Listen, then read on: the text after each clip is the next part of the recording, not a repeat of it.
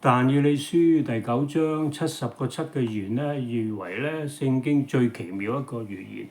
係緊緊咁有系統性咧，係將以色列人嗰個歷史同埋耶穌基督嘅事蹟喺呢個490年當中咧係預言咗出嚟嘅。咁當時先知但以理咧求問神嗰陣時咧，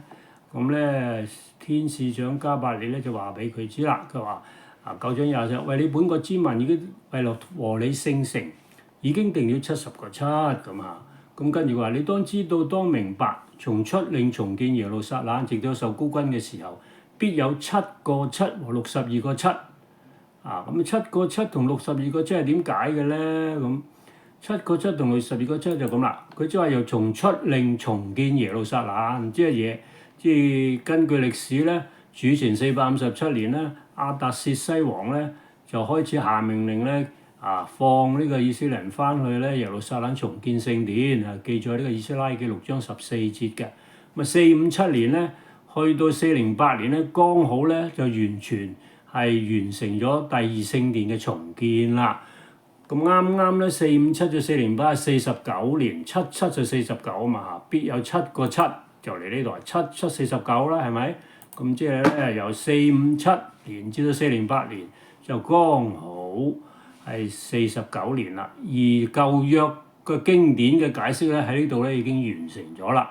咁跟住咧就變咗新約噶咯喎。耶穌基督嚟嘅時候，咁所以咧第一個7咧7 7 49年咗喎，和62個7。62個7點計嘅咧？62乘7咧等於434年。咁434年係咩概念咧？就係話由408年至到主耶穌施洗約翰同佢受洗嗰年咧，就主後27年，就剛好咧係434年，就再加49年 ，total 加埋咧483年。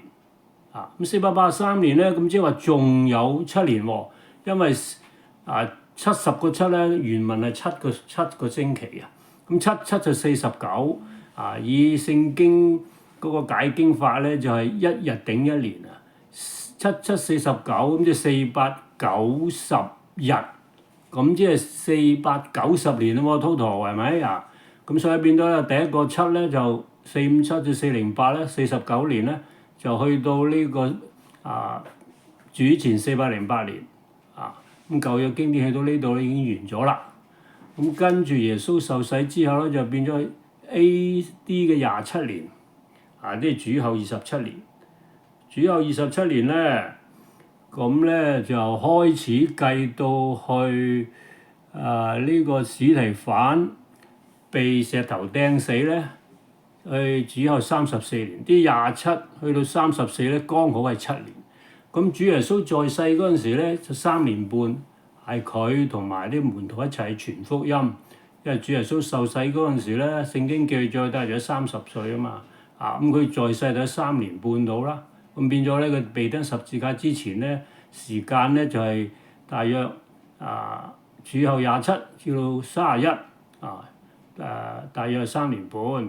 咁所以咧呢7年嘅時間咧前3年半咧就耶穌咧同自己門徒傳咁咧，跟住過了62個7，受膏者必被剪除。即係過咗呢個62個7咧，去到483年咧，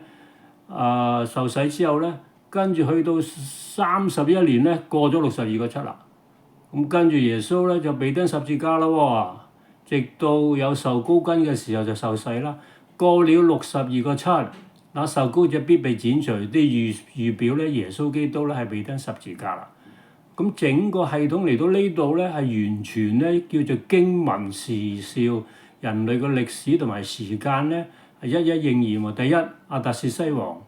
跟住下命令，去到主後408年，必有7個7啊嘛，咁咪49年7 7 49咯。過了62個7，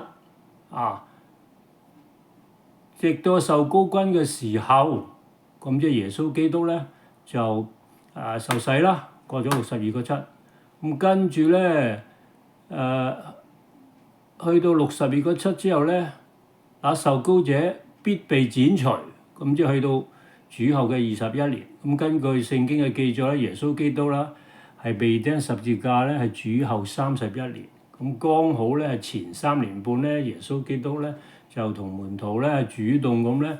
係叫門徒咧去傳福音俾呢個猶太人嘅咁樣嚇。咁呢個經文係點樣解嘅咧？佢話咧17之內，他必與許多人堅定盟約啊！17之內，他必與許多人堅定盟約。咁呢個經文咧，意思即係話咧，耶穌在世嘅時候咧，前3年半咧，佢就希望以色列人明白知道佢就係彌賽亞，所以希望同佢哋建立呢個約